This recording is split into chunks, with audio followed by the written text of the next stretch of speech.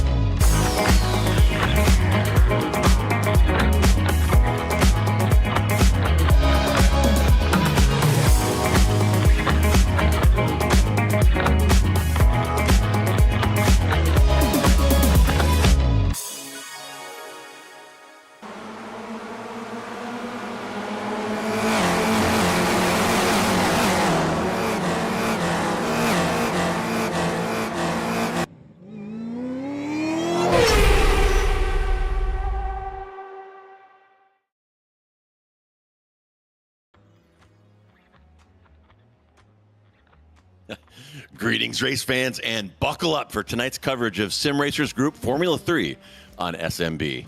Jared Gregory here with you on the call alongside Dylan Coyle and tonight's producer, Magic Mike Braun. And for week 8 of this F3 season, we'll head to South Florida and the tricky Miami Grand Prix circuit. Back on September 2nd, 2021, the track was officially named as the Miami International Autodrome following years of discussions between city officials, business owners, and sponsors. 5.4 clicks, 3.3 miles, and 19 corners. Current race lap record of 129.708 was set by Verstappen back in 2023. And Dylan, this unique track design features a low-speed stadium section that navigates under those freeway flyovers, creating significant elevation changes for a street course. Couple of long straights, and those concrete walls, of course, are never far away. So what are you looking for out of these competitors tonight? This track, I've never actually really watched when it comes to Formula 3 style racing here at the Miami Autodrome. So I'm actually quite excited to see how these cars and these drivers handle some of these trickier corners. You know, it's it's a 19-turn circuit, and I always look at the final, there's the Hyundai cam as we're calling it here. I always look at this very end, this final sector here, that turn, let's just say 11 to 19 section. It's brutal. I don't know if it would be the entirety of the final sector. I think it's probably like a sector and a quarter, sector and a half, but it's where you get that really technical section where it's really going to test these drivers' abilities to get on the brakes, try to make moves without this. It's right here, right? Or not right here yet. I lied to you guys. I'm so sorry. We're getting close to it, though. Yeah, coming down this back kind of pseudo straight. There's a couple of corners here between the exit of the last corner and the entry to that complex chicane complex, but it kind of functions as a straightaway, and we're going to ride along with Novice right here as he ducks into it. It's like he had a little bit of pressure from behind, but slammed the door on somebody's face there. But yeah, very tough stuff right here. The low speed stuff, not great in these cars. Of course, they lose all. Whoa, that's not going to work. They lose all downforce when they're going this slow. I think there could be a tendency to overslow Dylan right there. It's going to be very important to maximize your speed across the apex, and important to be patient getting back on the throttle. And I think we saw Novice maybe get on a little quick there. But holy cow, our 1 hour qualifying session has already wound down. Here is the grid for their first of 2 races on slow motion broadcasting tonight. Our 15-minute sprint, we'll see Stephen Case line up next to Max Lin-Lotto in row 1, De Silva next to Josh Leslie in row 2, Mike Kibitz will line up next to Poborgi in 5 and 6, then Eggert and Green, Lau and Christopher Wang will get you through the top 10. Then it's Jason Cotcher lined up next to Josh Corwin in row 6. Guyton will line up next to Grunsky, Velasco next to Duvall, Adrian Lopez next to Jose Navas in row 9, then Brashear next to Diego Posada, Jason Trantham next to Cole Dillon, and Varun Bali will bring up the rear in P23. Kind of a short field out here tonight, understandably so. I got to say that I had this pop up in a league that I run in last time, and I was not rushing out to purchase this one. So a little thinner field than we normally see. And looking at the qualifying times, we didn't talk about it a whole lot while qualifying was still underway, but a pretty significant spread in lap times, unusual for this F3 field, and kind of showed the difficulty in getting this track dialed in and putting the time in to really thoroughly prepare. But Stephen Case did as Case does. He got that pole position by almost half a second. That is him in the 243 car to your right. So as we take off down the start-finish straight into turn 1, Case will have the outside entry once again into turn 1. So he's going to have to keep an eye on Lin-Lotto sniffing around the inside. And it looks like we're missing a couple people, Corwin, Novice, Trantham, and Bali holding the show currently. And if they don't grid up in about 10 seconds, iRacing is going to force the start for us. See a couple folks popping in. And I was informed last time there are pit start penalties that have been being handed out. So that could be also why some of these drivers are missing the grid after qualifying. But here we go. Lights are up, and we are about to get underway here in South Florida.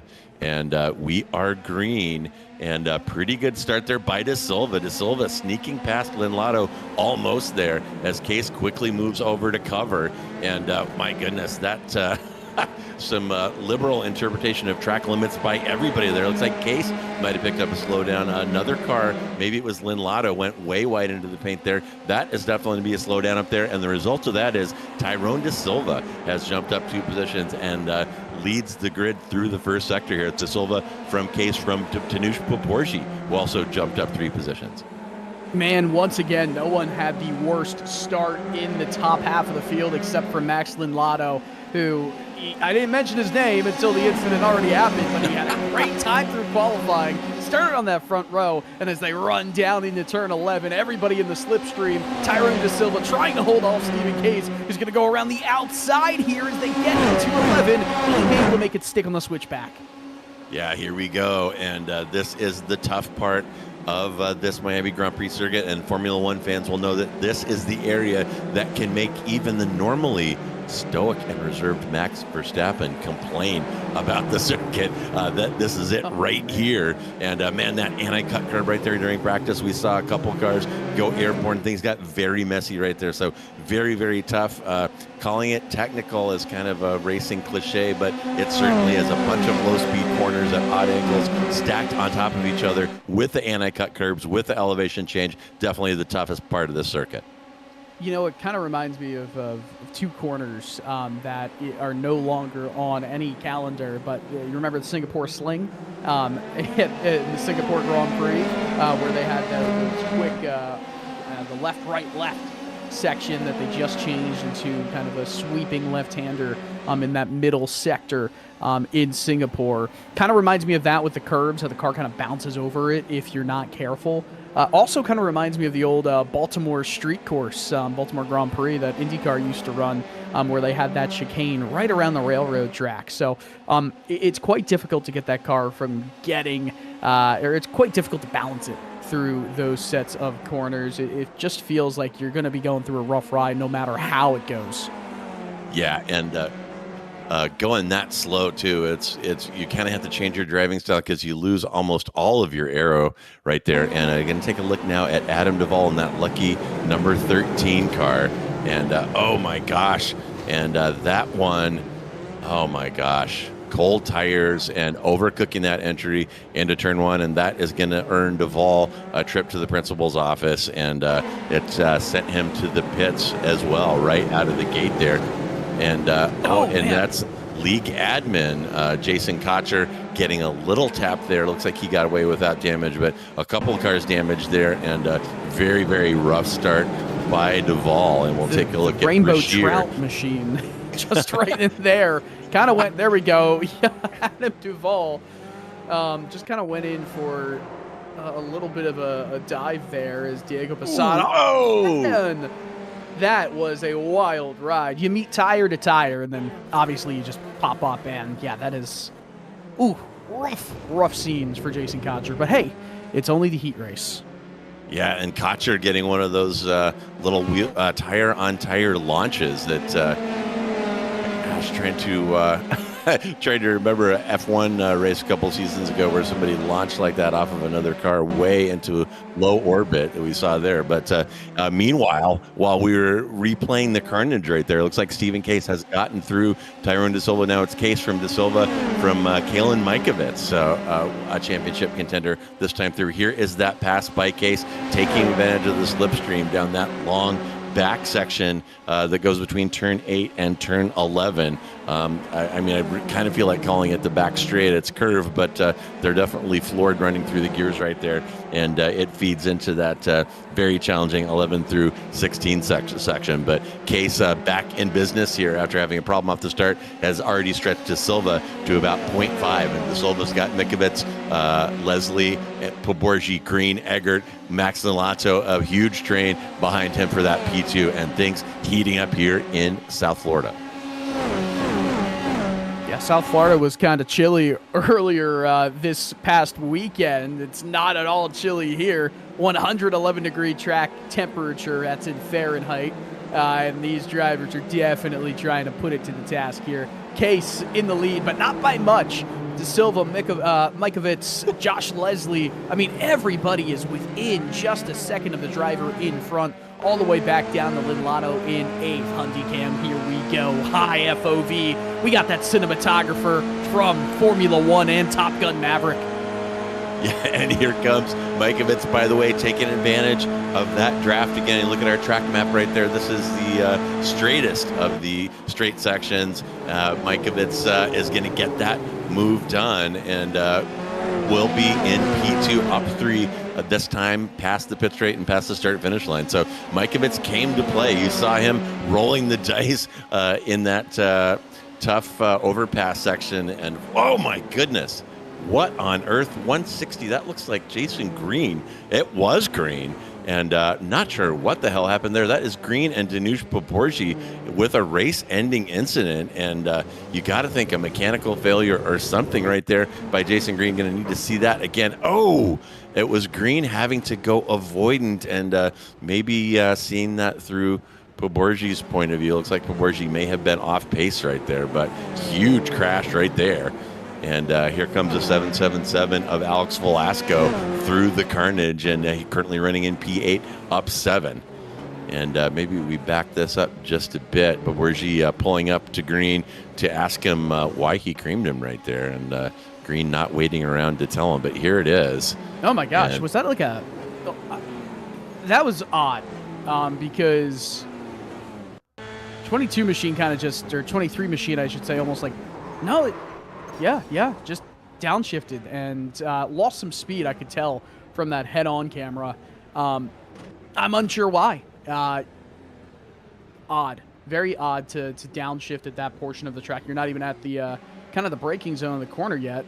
Yeah, look at all Wow, wild stuff right there. And you got to wonder if that was maybe lack of preparation. And recall, folks, that a lot of these drivers only get their sim time in at the Sim Racers Group facility on race night. So some of these drivers might be seeing this Miami circuit for the first time. They had an hour combined quality practice session to kind of get their feet wet. But this place, pretty complicated, over 3 miles long, 19 corners. And it could have been that Poborgi lost his place on the track and broke way early, and Green could not avoid him. And big consequences for both of those drivers. Green, perennial front runner, and Poborgi usually hangs around up there in the front as well. So neither of them wanted the sprint race, initial heat race, to turn out the way that it has. Yeah, you never want any race to go poorly, but this is the one you want to go poorly if there is one of the two. Nonetheless, though, remember the top 6 invert at the end of the race. Adrian Lopez trying to make the switchback move on Jose Navas. I think he got it done. No, he didn't. He had so much room on the outside, he didn't take it. Navas just drove back around the outside as they head down the straightaway here. Yeah, Lopez versus Navas. This is a pairing that we have seen week in and week out here in F3. These drivers very close in pace to one another and quite familiar with one another. And so far, it does not seem to me like the familiarity has bred contempt. Some pretty good racing throughout the 8 weeks so far of Formula 3 between those two. And they are back at it here. This battle currently for P12. Navas with about a 3/10 gap right now. And yeah, speaking of that P6, we're just over the halfway point in the heat race here. And of course, the P6 runner will end up on pole position. And there is Chris Eggert. He's kind of made it his specialty to find himself in that P6 down the stretch and see if he'll be able to hang on to it. He has a pretty good gap behind to Chris Wang of about 2.2. So Eggert looking pretty good right here, although you do see him closing a little bit on Lynn Lotto, and you got to wonder if Lynn Lotto might be sandbagging a little bit here to try to snake that P6 away from Eggert. You know, it's not the worst strategy, right? You can get a big haul of the points if you're able to win in the feature race, and getting a pole position for it isn't necessarily the worst outcome of the sprint race. But currently in 6th, I would not be surprised if Eggert just kind of rides around for a little bit. If he sees an opportunity, he'll probably take it. But, I mean, no use in trying to wreck the car when right now you'd be starting in first place, but he does have a big run. We see throughout the back, or at least Lynn Lotto has a really large run on Tyrone De Silva back there. We'll see if Lynn Lotto is able to continue moving up the ladder again. Remember, Lynn Lotto dropped 6 positions on the opening turn. He's going to go down the inside here before they get to this quite technical section. Goes to the outside, this little switchback through the long, sweeping, uphill, downhill straightaway. Oh, man. In a Formula 1 car, these drivers are traveling at close to, if not exceeding 200 miles per hour. They're not going quite as fast right here, but it still feels pretty fast. They're much smaller, and they can get around these corners side by side just a bit better. Lynn Lotto with the move. Wow, beautiful dicing by Lynn Lotto. And once again, Lynn Lotto cursed by the Hyundai man. Oh my goodness, Lynn Lotto fans, the hate mail is going to be pouring in for Dylan right now. That was a beautiful move, a beautiful side-by-side action right there. And now both of those drivers showing meatballs and are going to have to take a tow. And Lynn Lotto, once again, bitten out here He is an outstanding performer in both F4 and F3, but in F3 he has shown the pace but has not shown the consistency, and seems to get bitten by mistakes and a little bit too much curbing there. And all these drivers, Lynn Lotto included, going to have to curb their enthusiasm through that section. We've seen Mikovits a couple laps ago kind of roll the dice through there, but it's not sustainable to bounce that car through there. Whoop! And there's Posada drifting the night away. And on those Formula One weekends, Dylan, that we get some drift action out here to entertain the fans. And you saw a little bit of it right there. Yeah, and these cars are they're nimble. They're quite nimble. They're lower to the ground. They're lighter than you would see from even more high-performing open-wheel machines that would race here in Miami. So once you have those big curbs and you try to jump over them, you completely lose all of the grip, both mechanically and aerodynamically. Even if it's quite lessened at those slower corners, you pretty much have nothing holding you down to the racetrack. You're just going for a ride. You can beat yourself a little bit going through those curves. I mean, just look at how violent it is. Just putting two tires on one side of the car on them. Gotta be careful. I mean, it's hard. Let's watch right here. Even taking it almost completely smooth, it is not a comfortable ride for Mikovits. Yeah, Mikovits really showing how it's done there. I thought that he might have been taking a risk when he was in a tight battle with the cars around him a couple laps ago, but I guess that is Mikovits' line, showing how to make the most of straightening out that difficult complex there under the freeway. And look at how those gaps have opened up front, and this actually might be a preview of what we see later. Our timing tower painted with white all the way down to P9, and those top 9 cars covered by 34 seconds still on our top 9. So very uncharacteristic differentials in pace, and some of that's caused by incidents, I know, but this track proving an absolute nightmare for some of these F3 drivers tonight. Yeah, it's not easy to get this track right on one of the first goes, and Grunsky going side by side here with Tyrone De Silva. Man, De Silva looks like he's able to make it stick, but just barely. Almost got that right side into the left side tires of Grunsky. Now let's look back a little bit more. Danush Paborji, he's trying to now hold off Jose Navas, who has that inside lane, last of the late breakers, way deep into the corner. He's going to try and have to shoot back here, this left, back to right section. If you make the move, if you get really far and deep into corner number 1, you got to really, really push the tires to not get overheated through the next set of corners, because it can really throw you off. It can make you go a little bit of understeery through this section. And look at this. I mean, the tires are screaming for dear mercy. You know what's going to happen next race too, JR. Witching out. Yeah, no doubt about that. And you see these drivers struggling with track conditions right now. You mentioned 114-degree track temperature right now, and only 15 minutes in here, you're seeing a lot of wiggling, you're seeing a lot of fighting, and my goodness, you don't want to be riding understeer into some of these slow and medium corners, because the tires just cannot handle it even for the 25-minute future race that's coming up. But where are we at right now? Looks like Pace is going to catch the white flag right here, right at the 15-minute mark. So we're going to get one more lap here. But as it is right now, it's Case from Mikovits from Leslie, from Eggert, from Chris Wang. Not a lot of tight racing going on in the top 10, with the exception of Leslie. May have an opportunity here. Oh, my goodness. And there is Lynn Lotto again. Not mentioned by anyone in the booth, notably, on that occasion. But Lynn Lotto showing what happens if you press the boundaries here. There's not a lot of runoff in some areas. That concrete divider right up next to the white line, and Lynn Lotto crossing the white line right into the concrete that time, and it is going to be another tow for Max. So Max really having a tough time out here. I'd be quite fascinated to see a compilation be made of the broadcaster, the commentator's curse to Max Lynn Lotto, because at this point, the timing is so unnatural. Now, I don't know if Lynn Lotto is just told, oh, hey, listen, Dylan's talking about you. But no, he's He's done a phenomenal job in SRG F4 racing. He's shown single lap speed in F3. It's just about putting it together. We've been talking about it for the last few weeks. We'll see if he's able to do that.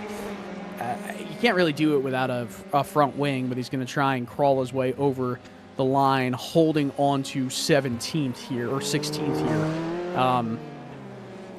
So, look at this, Christopher Wang in 5th, and Alex Velasco. Looks like he's going to get that pole position in race feature race.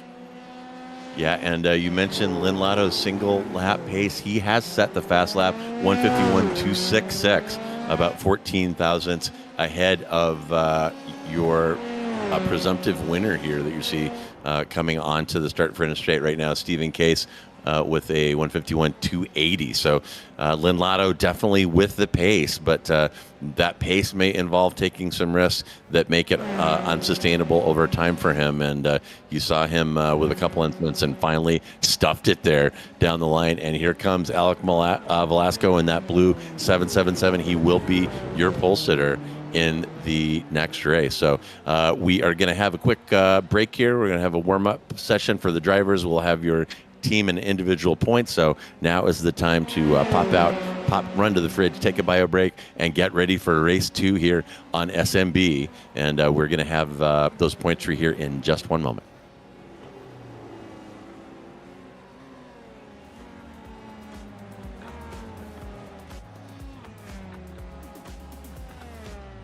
Yeah, to see the last couple of drivers coming through there. A couple of hard chargers on that list too. Looks like Lopez up 7, Trantham and Dillon coming across the line now up 7 apiece, and some big fallers as well. Lynn Lotto minus 14. Jason Green, we saw his incident. He's minus 10, and Cotcher down 11, and he parked it several laps ago after his little incident. So Stewart's very likely going to be busy after this one. Here comes Jason Green finally after his issue with Poborgi unexpectedly slowing coming off of that back straight. Here comes Brashear, and I think he is the last running driver to come across the line.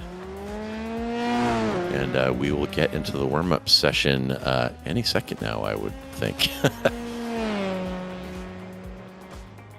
Thomas Brashear with the longest final lap in SRG F3 history, I believe, right here.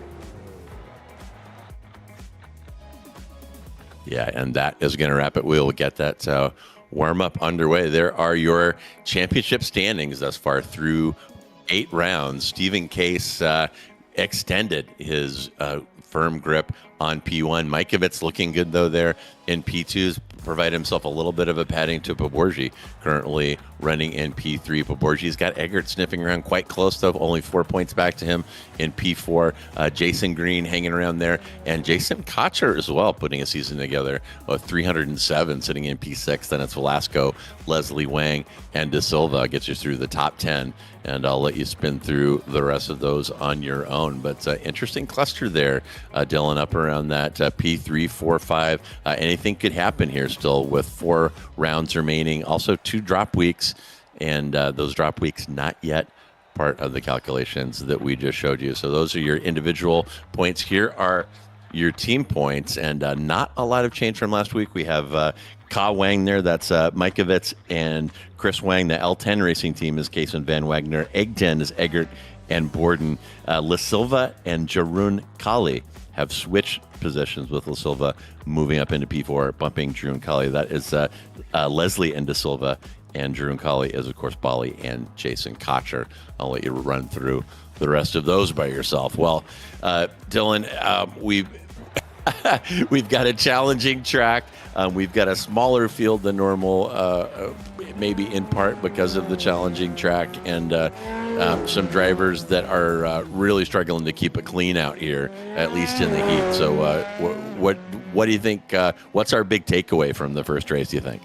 I mean, my big takeaway is that trying to get a move done at any point of this racetrack, trying to hold on to your car after really pushing the equipment, it's going to be a challenge because the tires are getting overheated very quickly.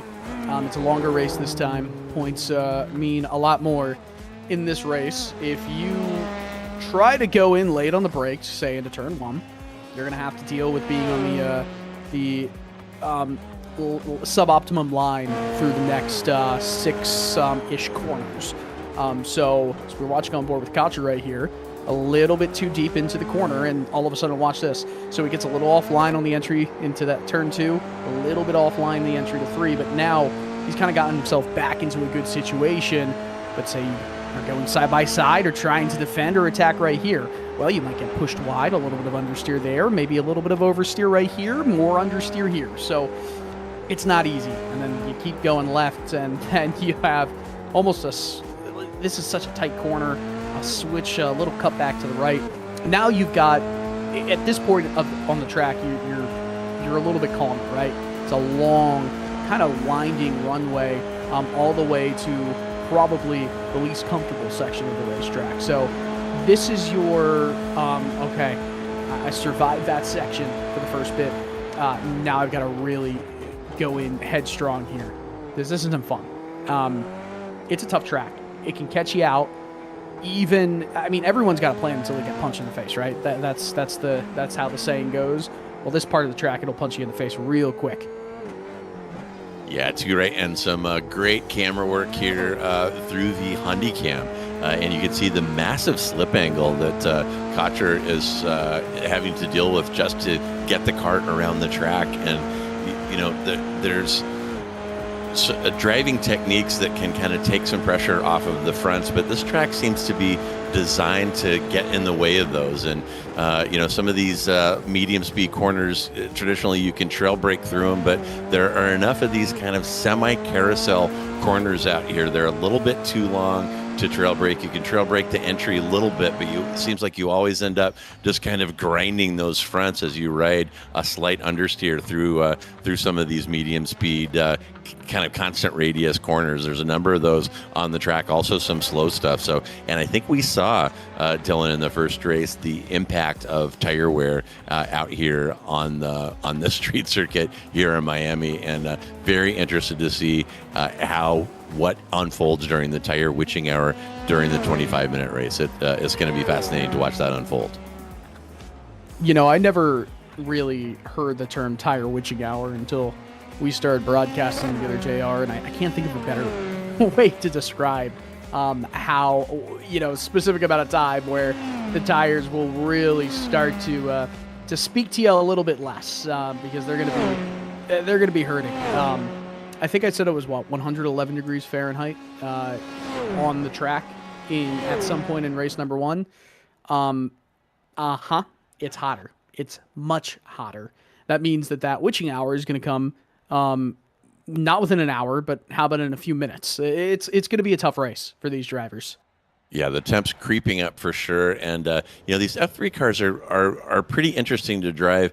You can definitely flog the hell out of them, drift them, and kind of have fun with them that way. But that is not sustainable. It's tempting to kind of flog them, but you really can't flog them for 25 minutes. It's all about keeping it as smooth as possible, and the diabolical design of this track, as you saw in Cotcher's onboard a few moments ago, just makes that difficult. But here is your starting grid with that inverted 6. Alex Velasco in the sweet spot in the heat. He will line up in pole next to Chris Wang. Then it's Chris Eggert next to Josh Leslie in row 2. Mikovits will line up next to Stephen Case in P6. And will we see Stephen Case make his march from P6 to P1 as we have almost every week? 7 out of 8 weeks, Case has pulled that off. Then it's Edgar Lau next to Josh Colran, Tyrone De Silva next to Adrian Lopez, then Danush Paborji next to Jose Navas in row 6. Then it's going to be Igor Grunsky next to Jason Trantham, Colker Dillon next to Max Linlado with some work cut out. He was the fast man on the track, but also the big incident man. And bang, talk too long. And here we go. We are underway once again. It is Velasco on the outside entry right there, taking it wide. Oh my goodness, did he leave the door open? Almost caused a wreck. All the people rushing to stuff their cars down the inside of Velasco, but it was all for naught because Velasco looking good right now. 1.3 second gap to those cars behind, as you saw that fight for that deep inside line, all those people that thought that they could get something over on Velasco, and that turned out to be for naught. It is Velasco from Wang, from Eggert, from Mikovits, from Leslie, and Stephen Case still sitting there in P6 for now. Looks like Wang has picked up a slowdown, and that's something that happens around here. You wash out a little bit, wash out over the line. Nothing to hit out there, but you can definitely pick up a penalty, and Wang's going to have to serve that, and it looks like he may have gotten it served already. And back to the Honeycam. Here is Stephen Case down through that back section. He's looking around the outside of Leslie. Gosh, 3 wide. Leslie will defend the inside, and Case gets it done. Oh my goodness, man! Oh man, he has got pace. He has got racecraft. Oh, this is not going to stick. This is why Case, the defending champion, and woo, there's a little cut right there. That is going to cost Velasco. That's going to be a slowdown, and Or just Eggert. like that, or Eggert rather, that's going to put Mikovits up into P2, Case up into P3. Once Eggert gets that cleared, Grunsky looks like he picked up one as well. So some wild action here. Lap 1 of a 25-minute feature race, and these drivers are getting racing. Yeah, man, that was a wild way to start this one. Velasco already 4 seconds ahead. Gearbox to front wing. It looks like they survived that. One car did not in that final set of corners right there. Just kind of went way off into that turquoise blue, that sea foam blue-green, whatever you want to call it, in that slower final corner coming back onto the main straight. Let's take a look. Ski just said, hey, I'm here, and that's an unfortunate moment there. Okay, let's talk about that start, because that was quite wild whenever we do get the chance. And oh boy, ow, yeah, car there. You know, I don't know a lot about physics, but I don't think that was ever going to work. And Grunsky is going to get a trip to the principal's office out of that one for sure. And well, that's not a physics problem. Well, I mean, you know, momentum, velocity, inertia, friction coefficient on the track surface. I don't know. But in any event, Grunsky is going to be getting a yellow card in his locker from the stewards after that one. But up front, it's still Velasco from Mikovits, from Case. Both of those drivers up 3 as they push their way through the field. And let's take another look at that start. Probably the latter part of the lap was when things got wild through turn 11 and 12. We saw a 3-wide entry among the leaders right there, which was nuts. But yeah, watch these cars trying the inside here as Velasco leaves that door open and drives away with a wiggle and a laugh, ending up with a 1-second gap following that. But oh my gosh, very good stuff up front here, pretty clean. Looked like disaster could have easily struck there, but a lot of drivers getting away with one there. And here is a live scene of Stephen Case going to try the inside of Mikovits, and Mikovits thinks better of it, lets Case through, and that's going to put Case up into P2. And now Case has about a 2.6 second gap up to Alex Velasco, and all the time in the world to make something happen with it.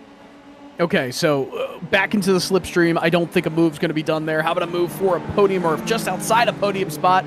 Eggert, Josh Leslie, both side by side. Leslie, and she's just in front, but they're going to go side by side through the lefts and the rights. Opens the door up for Tyrone De Silva now to take away 5th place potentially, and maybe even into 4th place, just a 10th of a second behind.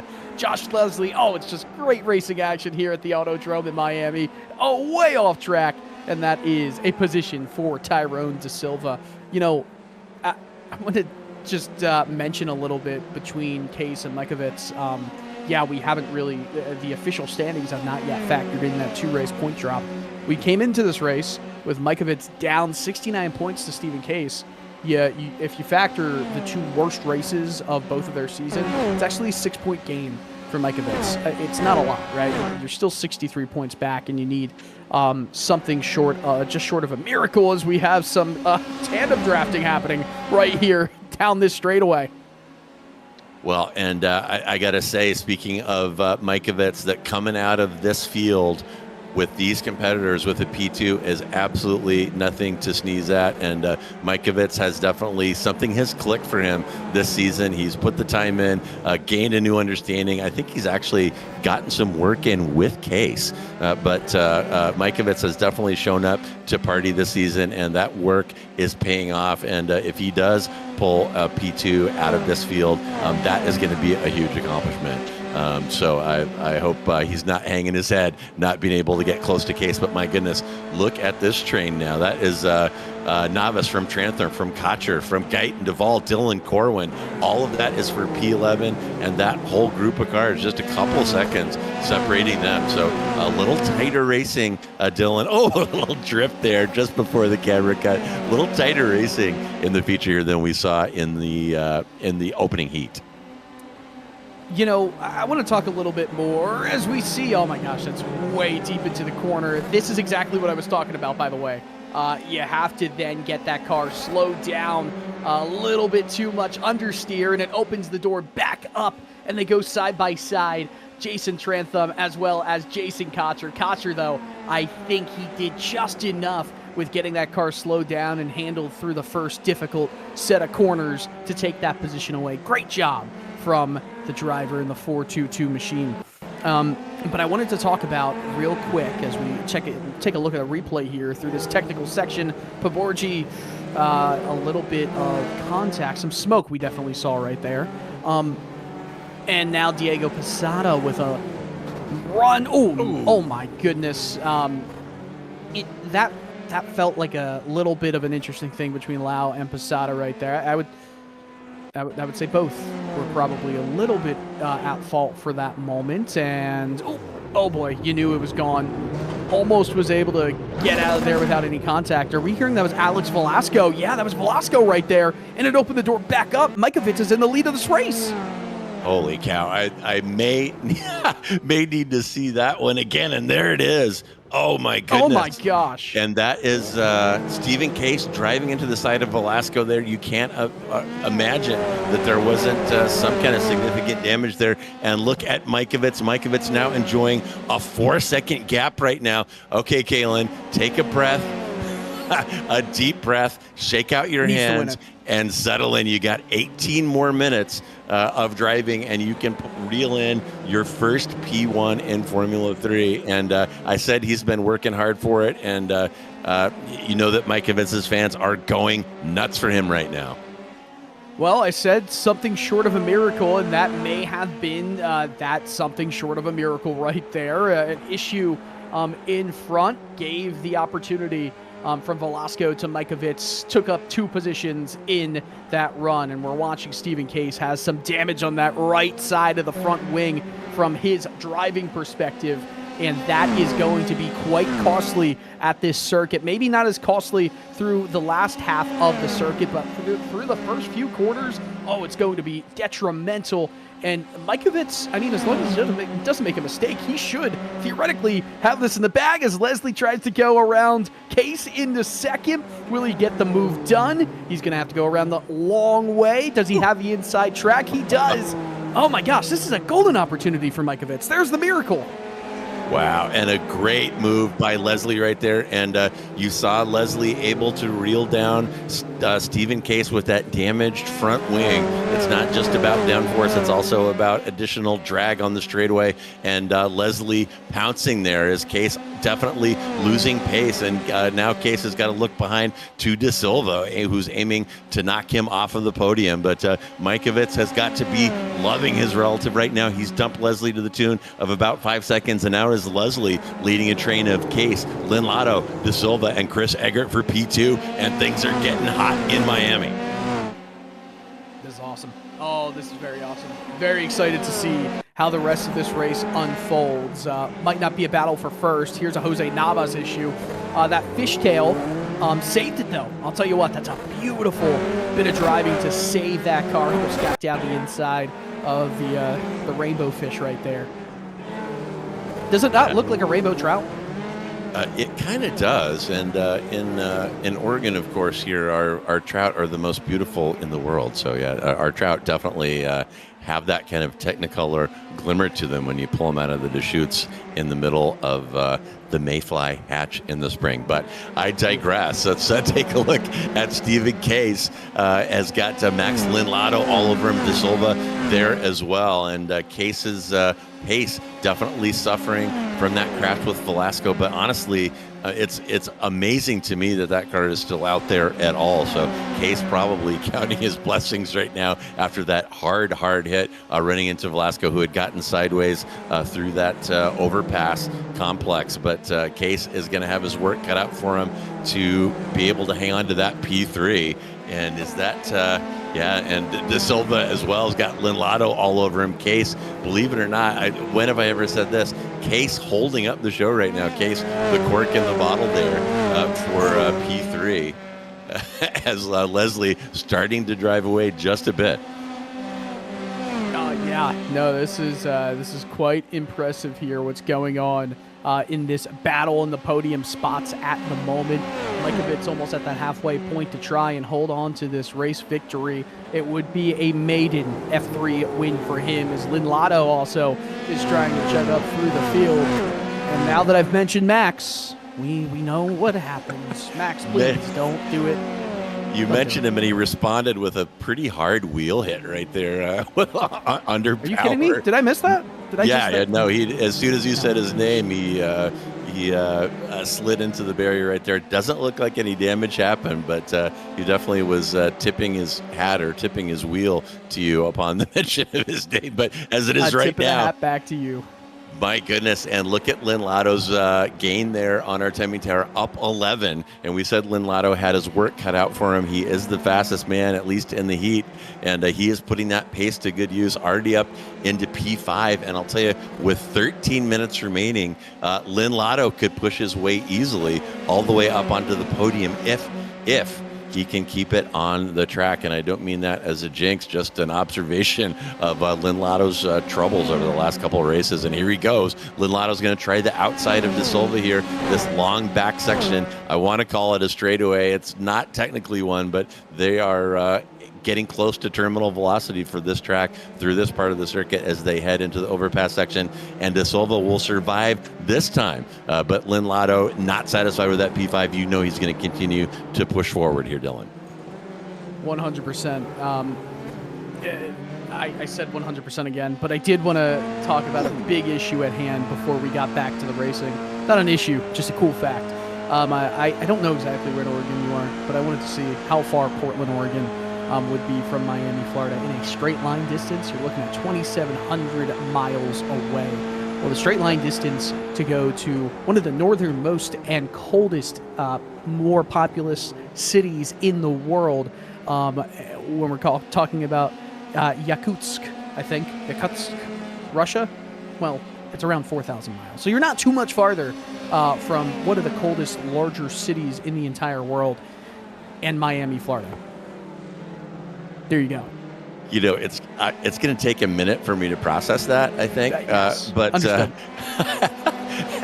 it goes right now, camera back on Linlato. He's proven camera shy in the past. Let's see if he can keep it on the track for us right now. Again, Linlato running in P5, up 11 positions right now. So definitely getting his work done, and has proven again the fastest man on the track. He is running 151.4, and looks like it's about 2/10 ahead of Stephen Case, 4/10 ahead of the best time put down by Mikovits, who's currently running in P1. So Linlato definitely has the pace here and is all over De Silva. Likely going to be his next victim, and probably within the next lap or two, you'll see Linlato make something happen to go up into P4. And who will be in front of him at that point? Stephen Case. So it'll be interesting to see what Case is. Whoa! What Case is able to do with Linlato, and so aggressive.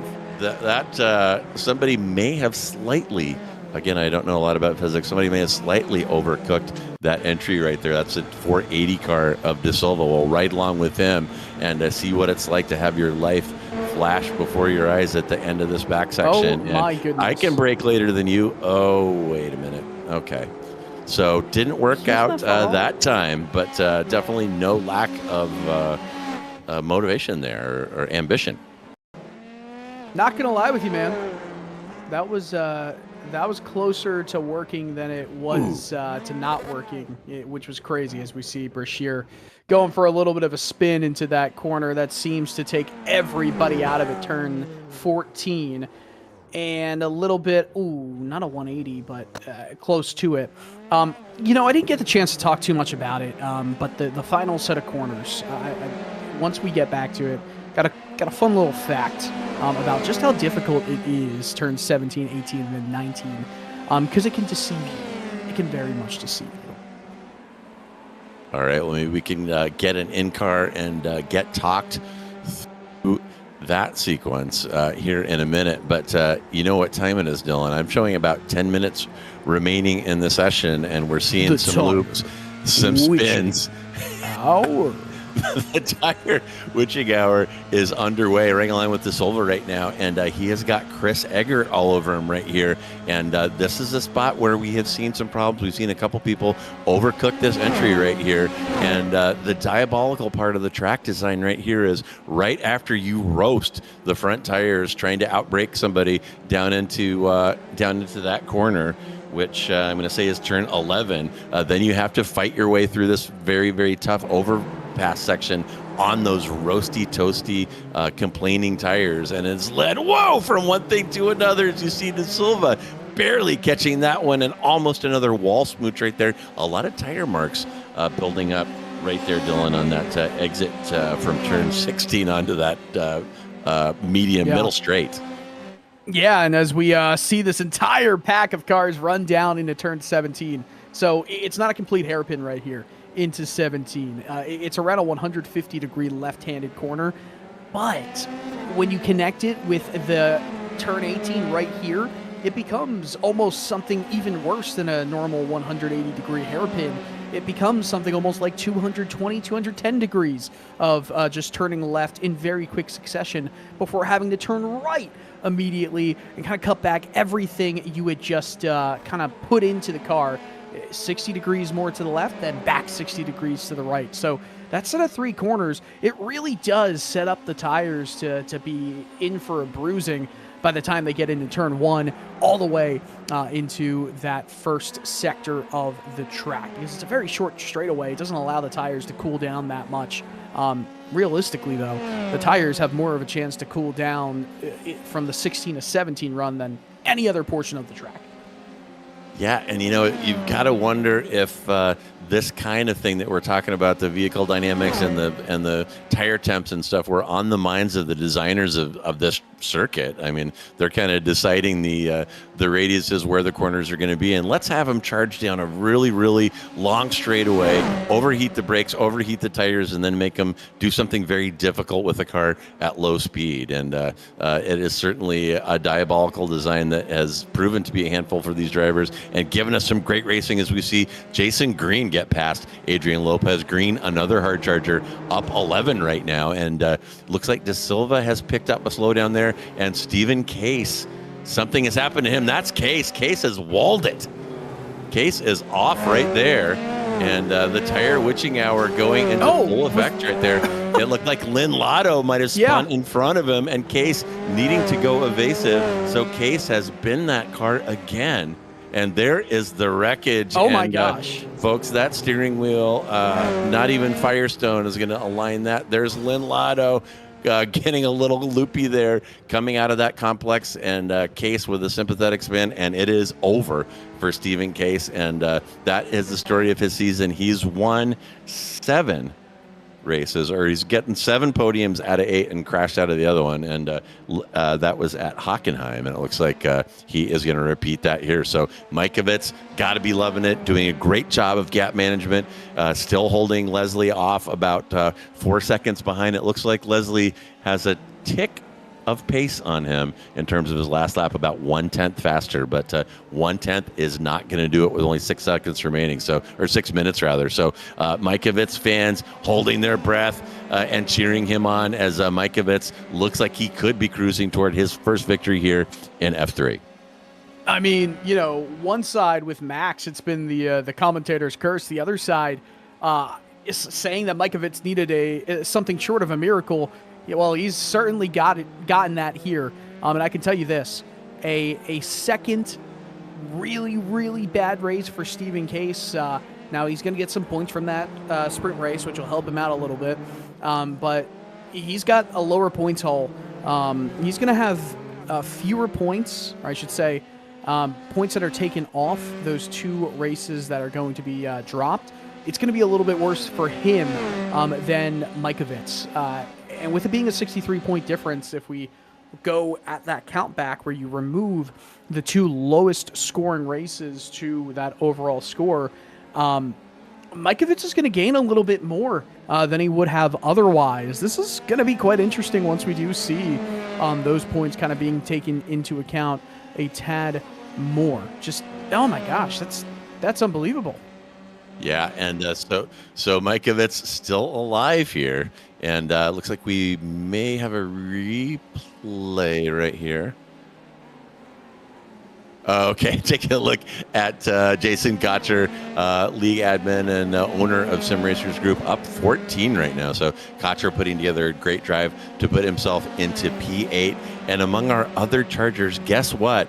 Our fast man on the track is once again Max Lynn-Lotto. I mentioned it before. He's put down a 151.448. And despite repeated camera shots, repeated mentions of his name, Max hanging on right now and reeling in Josh Leslie. He's got the gap up to Leslie down to about 9/10. About 3.5 minutes remaining. Could be as many as 3 laps remaining to make something happen here. But Lynn-Lotto has succeeded in putting that car on the podium after a disaster in the heat race. So Lynn-Lotto showing that he can get his work done when he needs to. Yeah, I'm truly happy to see Max being able to fly through the field like he has. Still time to throw all of that hard work away, but I really hope we don't see that. Oh, he gets that right rear, I should say, into the outside wall, going into the final straightaway before the 17, 18, 19 complex. He is right in the slipstream. Just a few laps left for him to get the move done. I think he can do it. Yeah, he definitely has a chance. And look at that timing tower. Look at that slipstream going to work, and that gap is going to drop. It was as low as 0.4 there. But Leslie doing a little better underbraking right there, and see what kind of exit that both of these drivers get onto this short start-finish straight before they go into another section of tire torture. But look at that gap now. It's under 0.2.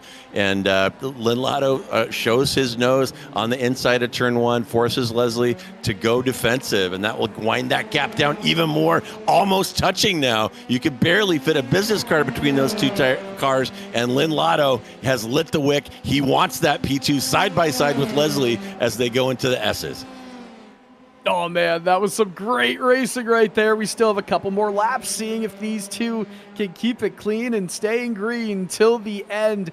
And you know who's there? Just in case they make a mistake, it's the ever-consistent Christopher Eggert, who's dropped 1 spot since this race started, but he's in 4th. He's trying to get back to the podium. If these 2 keep battling, he might have a shot. Yeah, Eggert, always the opportunist. He is frosty, consistent, and usually pretty mistake-free, and has definitely put himself in position to pick up the pieces should things go wild here. And I'll tell you what, Leslie very aggressive on the defense right there. Lynn-Lotto very aggressive, trying to make something happen. A little bit of side-by-side action down into this sequence of hell corners 11 through 16. And on every lap, Lynn-Lotto has kind of curbed it and hit the wall a little bit right here. See what happens right here, and he is all over Leslie like the plastic on Grandma's couch. They keep it off the wall. Here comes Eggert with a popcorn seat. Look at that gap. It's under 1/10. They're going to be side by side now. Oh my goodness, crazy stuff coming down this back straightaway, and we'll see who wins the battle of the late breakers into that difficult 17, 18, 19 complex that Dylan was talking to you about. Lynn-Lotto is going to have to take the long way around the first part. Leslie slams the door in his face. Looked like Lynn-Lotto wanted to try the long way around, is not going to get it done on this lap, and running out of time here. Is the white flag out? Mike is saying the white flag is out right now. So if Lynn-Lotto wants to cash in, this is his last opportunity to do so as he trails Leslie into turn 1. Pretty similar situation to what we saw last time as they go through 1, 2, and 3 here, and into kind of an S section where Lynn Lotto is just going to want to hang with Leslie and potentially set up a pass down into turn 11. We'll see what he does here. And Eggert, meanwhile, has reeled them both in. All this fighting has gotten Eggert to within 3/10, and Tyrone De Silva now wanting to join the party. So things getting racy here for P2. Yeah, this is absolutely insane. 4 drivers under a California king-size blanket, all trying to get those 2 final podium spots here. Oh my gosh, who's gonna do it? Lynn Lotto way around the outside. That's gonna hurt his overall pace, but I think he was trying to almost snake to keep Eggert from behind. Are we going 3 wide into this corner? Oh, what a move. Eggert almost lost it. Almost went into Lynn Lotto. He's off track. Lynn Lotto got the position back because of the slowdown. Josh Leslie holds on to second for now. Wow, what a move by Eggert. Almost made that brave move stick on the inside. Lynn Lotto focused on Leslie and got caught between making a move and trying to defend against Leslie. Leslie got through, but could not quite keep it on the track and went wide, maybe picked up a slowdown there, had to give that position back. And it is still Leslie from Lynn Lotto, from Eggert, from Tyrone De Silva for P2 on the last lap. And here we go. Last opportunity here for Lynn Lotto as he tries the outside of 17 and maybe a little over-under right here. Look, a little drifting there as Lynn Lotto tries to beat him to the next apex. Could not put the power down, though, there. That little slide, that little loss of traction may have cost him that P2. It is going to be Leslie in P2, followed by Lynn Lotto, Eggert, and De Silva. And what a race. Wow. Lynn Lotto gets that podium spot. Mikovits gets a massive result right here. Stephen K still trying to finish his race, but he is 5.5 seconds all the way behind Kulker and Dillon. Adrian Lopez finishes in 7th. Everyone's still coming across the line right here. Do have a nice battle going on for the final position in the top 10. Think it's going to be won, though, by Jason Trantham, just barely. Oh, man, what a great race. Fun to watch. I'm doing the math here, and I think, give or take, because of that sprint race win for Case, it did get him a good share of points here. But the 17th place finish, as we see him start to crawl across the screen right now, I think with 2 dropped points, 2 dropped races kind of taken into account, we're looking at a 15-point positive swing for Kalen Mikovits. So it's somewhere in the realm of a 50-point difference with 4 races to go. Anything counts. Gonna have to keep it going, and more sprint race results, though. I mean, the sprint race is still worth a good bit, right? It's not. Yeah, it's like 60% of the main absolutely. Race. Yeah, absolutely. And I was gonna say another factor in Case has essentially burned both of his drops now with 3 races remaining, and that creates some added pressure when you're heading down the stretch. You've burned your drops, you can't afford any more mistakes, and if that mistake happens, it could put Mikovits in the catbird seat. I don't think Mikovits has had a horrible result so far. I definitely don't think that he's crashed out. He's finished in the top 5 throughout the season so far. So Mikovits, by virtue of having those drops in his back pocket, that could be big down the stretch. But there is our customary photo opportunity there on the pit straight here at Miami. It's Mikovits, Leslie, and Lynn Lotto, your podium for tonight. And Kalen is going to demonstrate the Stephen Case donuts here. His first victory in Formula 3. Congratulations to Kalen Mikovits. I know that he has put the work in. I got to meet him at the in-house Enduro last season. Very nice guy, very nice young man. It was great to chat with him, and great to see his hard work pay off and hand him a victory here in Miami. And we will have the complete results for you here in just a moment, and then hopefully some podium interviews. Might get to get a chance to chat with Mr. Mikovits himself if we're lucky. And there's the fake marina. Those boats are sitting on the ground, by the way. That's an interesting feature of the track here in Miami. But there are your final results. It is Kalen Mikovits from Josh Leslie from Max Lynn-Lotto, your podium. Then Christopher Eggert sniffing around there at the end, along with Tyrone De Silva in P5. Both of those drivers waiting for something to go south in front of them. Didn't happen.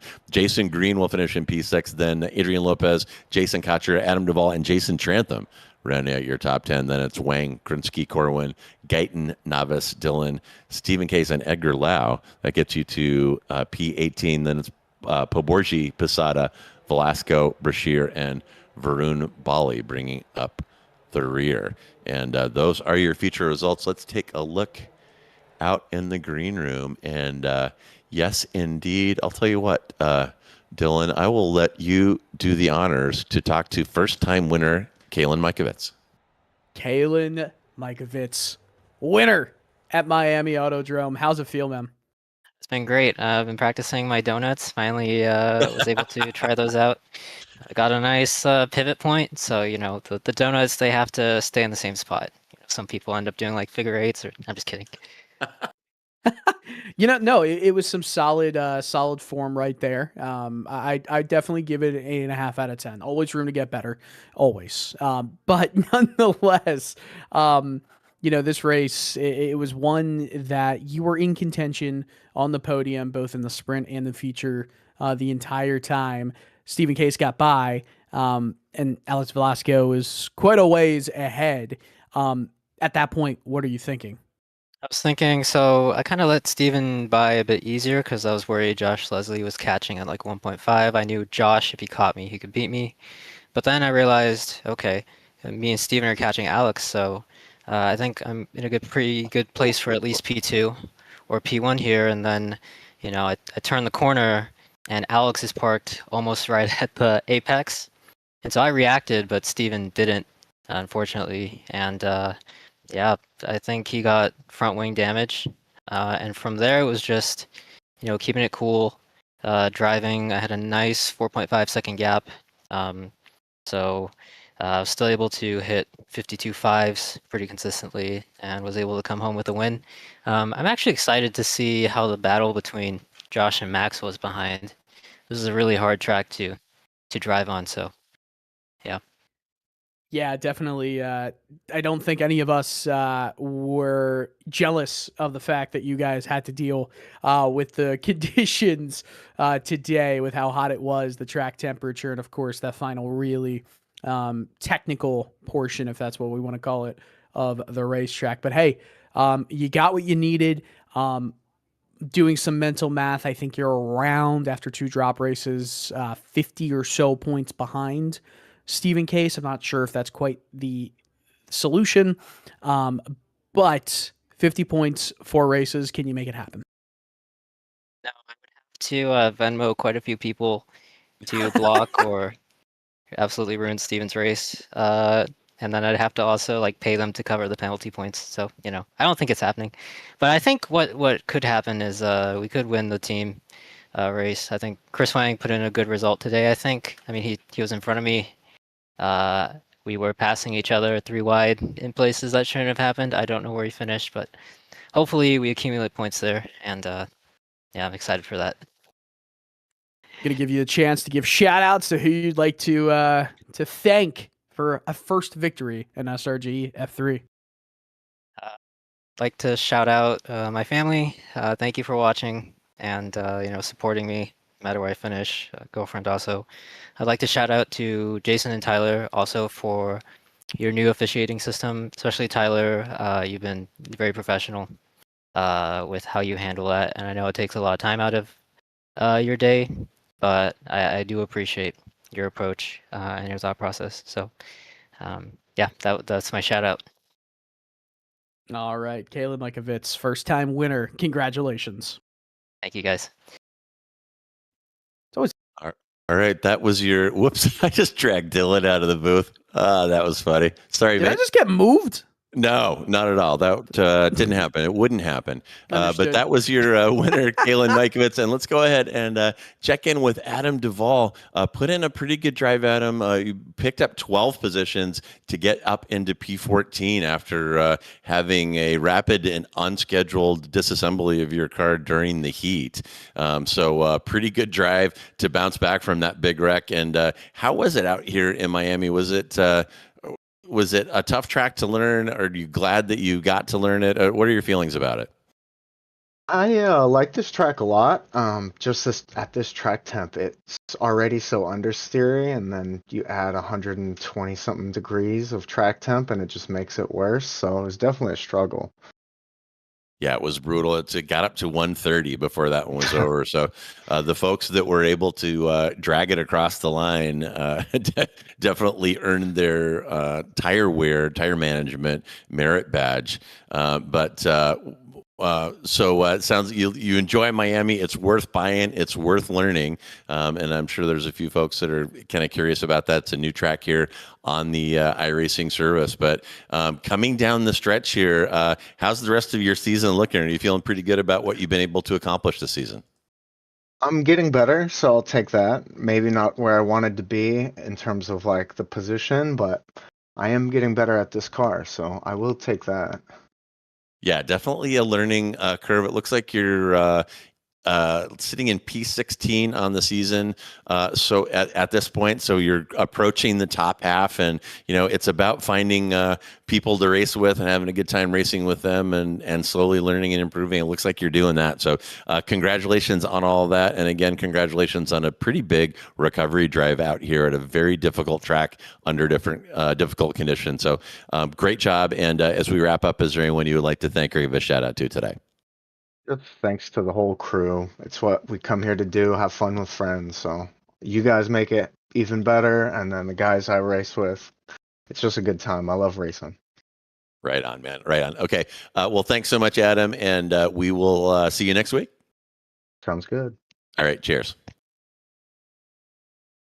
All right, Dylan, our last contestant, Stephen Case.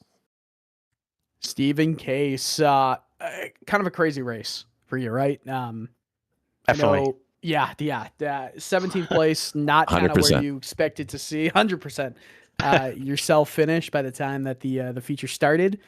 Just kind of take us through your initial thoughts. I know you had a few minutes to ponder. Well, I mean the sprint went great. I think Leslie, was it Leslie got by? No, Tyrone got by me in the beginning of the sprint, and I was just being cautious. Oh wait, no. In the sprint, I totally missed the first braking zone, I think. That's what happened. Yeah, right? And I was trying not to do that again in the feature. And I watched Corwin do that and almost take out the whole field in the feature. So that was a little nerve-wracking right at the beginning. Let's see. I'm trying to remember everything that happened. It was a lot of chaos. It was a chaotic race. I feel like if we focus on that one incident in the feature race, I should say the first of two big ones that kind of defined it for you. Velasco spinning just in front of you, nowhere to go. Right? It's a difficult section. I was like, oh, it is what it is. Yeah. I was actually in chat with him at the same time, and just like, oh man. Ooh, yeah. But it's all good. Shit happens. But yeah, I had a little front wing damage and wheel damage from that, so I was driving that the whole time until the second incident with a crooked steering wheel and a lot of understeer. So I let Leslie by immediately so I could try to keep him in the draft and try to keep my pace up. It kind of worked, and then Max caught up. So did the same thing with him, wanted him to go chase down Leslie. And then he got sideways coming out of, what is that, turn 16? Yep. And I followed suit, except I didn't catch it and put my nose right in the wall. And that was the end of that. On the broadcast, we saw, we were watching from the camera that was right at the wall on the kind of the exit. of 16, and we saw Max kind of go for a spin, and then you kind of went for a synchronized sympathy spin, but we didn't know the result until we looked back and saw it was you falling down the order. Unfortunate, but you still have something in the realm of once dropped weeks are accounted for 50 points or so up in a lead in the standings. Do you still feel comfortable about that? Oh yeah, I mean, I'm just here for fun anyway, so it's a good time, and had some good racing there. I wish I could have stayed up there to battle with Max and Leslie, but is what it is. Understood. Going to give you the chance to give shout outs and thanks to whom you'd like to give that to. Want to give a shout out to you guys. Always putting on a show. Thanks for getting me on camera when I crash into the wall. Always. That's Mike. That's our producer. We got nothing to do with that. Okay. Yeah. But yeah, thanks guys. Of course. I wish I could say congratulations, but congratulations on still holding that points advantage in the standings, Steven. All right, thanks. Man. Right, folks. It's not often. I'm sorry, ahead. JR. I was just going to say it's not often, you talk to somebody not in a solid finishing position at the end of a race for us. So my robotic response is just congratulations. And I'm like, oh, congrats on that 17th place finish. Congrats on the sprint win.